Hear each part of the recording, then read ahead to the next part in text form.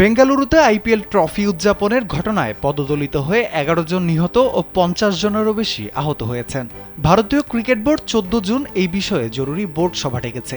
অন্যদিকে কর্ণাটক সরকার বুধবার আরসিবি ও বিসিসিআইকে দোষারোপ করে হাইকোর্টকে জানিয়েছেন ইভেন্টের জন্য কোনো পূর্ব অনুমতি চাওয়া হয়নি এবং আয়োজকরা সোশ্যাল মিডিয়ার মাধ্যমে পুরো বিশ্বকে আমন্ত্রণ জানিয়েছেন।